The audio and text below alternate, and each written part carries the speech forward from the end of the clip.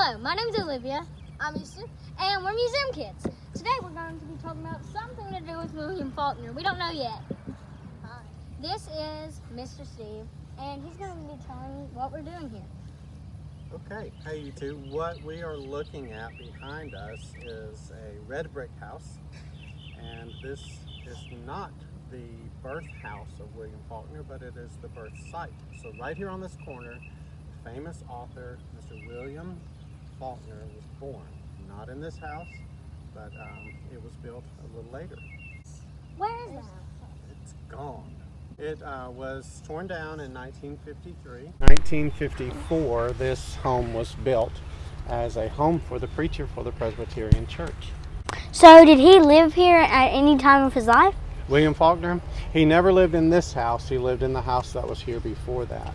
So are there still artifacts or places where he did do stuff here? Yeah. Is it still there? Well, look, let's talk about that. This is a birth site. This is the site for where his home was. It's not the house. It is not the birthplace or the house. So this is a different house now.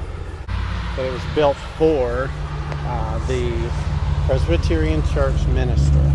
And the name for a home like that is called Manse. Can you say that, Manse? Manse. Yeah.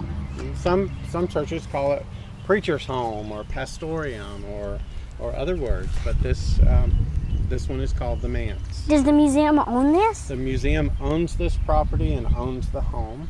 We don't own the church, but we own everything else practically within this 2-block property. Well, you two, hey, welcome to the Manse. You ready to go in? Yeah. Okay.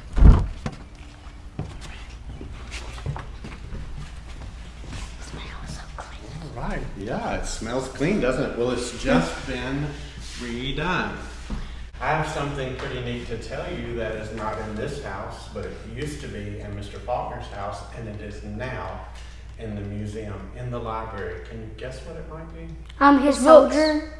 Yeah, his books. Well, that's a good guess. The fireplace that was in Mr. Faulkner's, or the wooden part around it, guess where it is? In the museum. In the library. When Mr. Faulkner's house was torn down, that things were put out on the street. The fireplace mantle was out there, and somebody drove by and saw it and told their families, go get it, it's out on the street. And so they did. And it went into their home. So Mr. Faulkner's fireplace was here in the house that was here, and then it went to their home. Then when they kind of went to a smaller house, that fireplace went to their son's house, I believe down in Florida. And then when he got ready to have a smaller place, he gave the fireplace to the museum. So William Faulkner's family's fireplace has made it all the way around the country. Pretty neat story. So, are you planning to do anything with this house? Yes, we are. It will be a short stay building, which means that People can rent it? Yes, people can rent the house. Like, what if you have family come in? Do y'all have them come in sometimes and they'll go to a hotel, or they'll sleep on the floor, or they'll move you two out of your bedroom, right? And so now you can tell mom and dad, rent the house over there by the museum, and they can come and families can stay here. So this is the living room where maybe a writer could be. What do writers like to do? Do they like a lot of I like it to be kind of like homey and comfy. Very good. Do they like it to be loud and a bunch of people around? No. So they're going to find maybe a quiet corner, maybe in their room, or maybe right in here where the dining room will be. This is the living room, or the den, or the common area where everybody can come in. And here there will be a dining room table, and we'll have things provided for them like pots and pans to cook with in the kitchen, or dishes and things. So we'll decorate it at Christmas time or other holidays, and so it'll look like a home. So this is the kitchen, and it's really bright and shiny. There's even a laundry room out back. If you look out this window here and can imagine it, there's a laundry there, a laundry room, but out there between the little courtyard area, there will be an outdoor patio and a fire pit and some chairs and a nice place for them to be comfortable. There's something that's unique to older homes, and I want to know if you two can guess what this is. Bookshelf. A bookshelf, okay. It does hold a certain kind of book right in there, but what do you think goes right there? No idea. And not a cell phone, but an old Oh, an like old a telephone. yeah. And so that's where most homes, I remember that growing up, and the telephone, the rotary dial telephone, the old kind, would sit right there and it would ring and you'd go run to the hallway, grab the phone and My talk to great grandmother has one of those. They will be able to sit in here and read. Yeah, this is like HGTV, isn't it? Love it or list it. So go on in. I love it or list it. So here's one of the big bedrooms, and they'll have a couple of closets, or at least one in each room. They have their own look in the door. What's that? Their own key and lock. They have their own key and lock. So when they come in the front door, they'll probably have a little code, and then they'll have a key to their room, and they can come and go as they want. So when the gentleman came and redid the floors, he said it's easier for someone to see when they're walking up and down the stairs if there's white on them. So it's kind of a precaution, so you can kind of tell where the step is. But these are all new wood. The walls used to be dark wood, and it used to just look like a black hole walking up into the upstairs. But now look what does it look like? It looks very homey. Yes, it does. It looks bright. Let's go on up the stairs. Okay. Just like any home, this one has closets. So what we'll store in there are extra towels and clean sheets and more bathroom stuff like toilet paper and air freshener and cleaner and all that kind of stuff.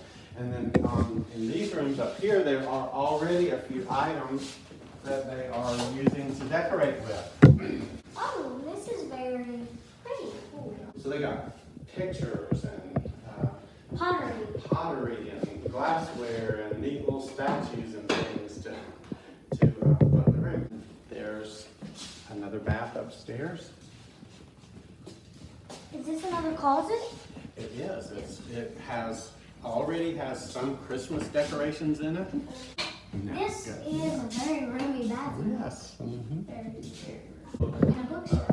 Yeah, and a bookshelf. And we will fill those shelves with books.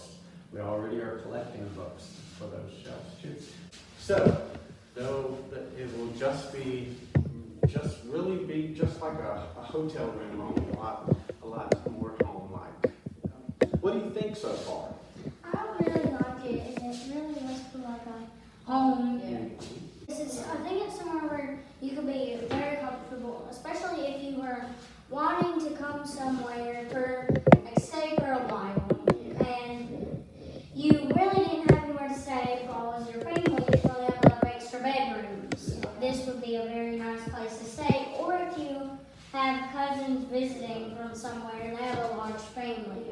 When we have a writer's workshop at the museum, or we have an artist come and teach a workshop on different kinds of artwork, or like doing pottery or painting a painting or all kinds of things, then